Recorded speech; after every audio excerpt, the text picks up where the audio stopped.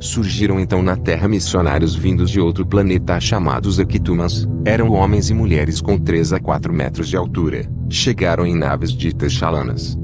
Habitaram a região da Cordilheira dos Andes durante 2000 anos. A sua civilização dominou toda a Terra de então. Acontece, porém, que um cataclismo os fez desaparecer repentinamente.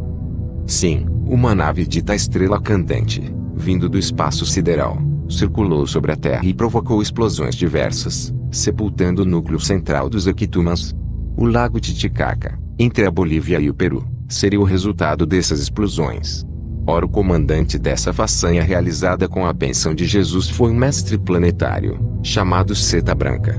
Ele comandava a Estrela Cadente. Os Tumushi. Segundo a seita, mais ou menos 5.000 anos após o desaparecimento dos Equitumas, apareceu na Terra outro grupo missionário de extraterrestres, os Tumushis. Eram homens e mulheres de grande beleza física, que não tinham filhos e cuja vida durava 200 anos.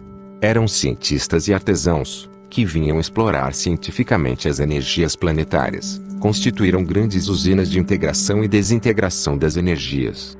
Moviam-se na superfície da Terra com naves próprias, utilizando mapas do mundo e cartas astronômicas perfeitas. A sede da sua civilização era uma área hoje recoberta pelo Oceano Pacífico, tendo ficado visível apenas um pequeno ponto desse território, a Ilha de Páscoa.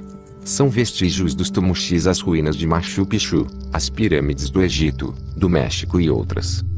O grande responsável por essa missão foi o espírito de luz, revestido de roupagem Tumushi, que hoje se chama Seta Branca. O Jaguar. Outros 5 ou 6 mil anos se passaram. A Terra já se povoara, a sua geologia já se tornara a de hoje. O problema já não eram montanhas e mares como no caso dos Equitumas, nem eram as energias planetárias caso dos Tumushis. Agora era disciplinar as populações do mundo.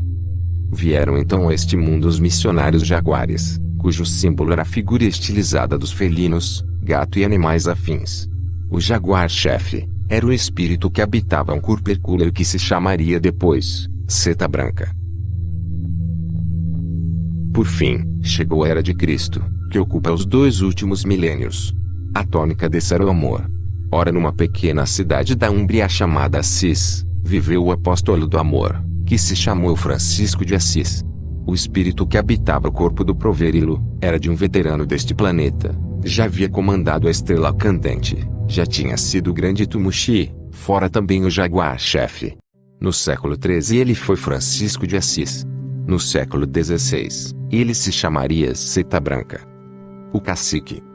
Segundo a seita, a região dos Andes ainda dormitava nos resíduos de civilizações anteriores, quando lá chegaram os europeus no século XVI. Na linha que hoje é a fronteira entre o Brasil e a Bolívia, havia uma tribo de indígenas. Seu chefe era alto, bronzeado, e tinha o olhar penetrante dos espíritos veteranos do planeta. Os conquistadores espanhóis avançavam, dizimando a população inca, especialmente uma população aborígene que se sentia ameaçada, pelo que houve por bem recorrer ao cacique da linha de fronteira. Este se dispôs a atender aos indígenas, enfrentando os espanhóis com 800 guerreiros. Ele pouco falava e nos seus olhos se refletia a luz da experiência de muitos milênios. Seu espírito trazia a herança dos imortais Equitumas, a ciência dos Tumushis e a bravura dos jaguares. Seu coração, porém, era impregnado do amor e da sabedoria de Jesus. Todos o amavam. Um dos seus guerreiros preparou-lhe uma ponta de presa de javali e com ela armou a lança do chefe. A alvura dessa ponta de lança passou a caracterizá-lo, de modo que lhe foi dado o nome Cacique da Lança Branca, ou Seta Branca. No Vale do Amanhecer ele é chamado com o título de Pai Seta Branca. Afinal, os guerreiros de Seta Branca e os espanhóis se defrontaram em clima de tensão e morte. Todavia Seta Branca não lutou, apenas discursou em língua que os espanhóis não entendiam. Levantava sua lança de ponta a Havaí, segurando-a com as 2 mãos, em forma de oferenda iniciática, fez que todos os olhos se erguessem para o céu. Em consequência, sobre o campo de batalha foi-se criando um clima de paz e tranquilidade. A maioria dos guerreiros foi-se ajoelhando. Quando Seta Branca terminou sua invocação, fez-se profundo silêncio e, aos poucos, os espanhóis foram se retirando.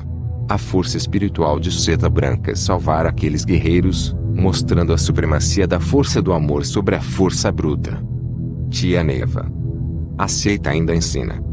O segundo milênio da era cristã aproxima-se do fim. A Escola do Caminho organiza as provas finais de quase 2000 anos de lições. Os mestres planetários preparam as baterias para os exames finais.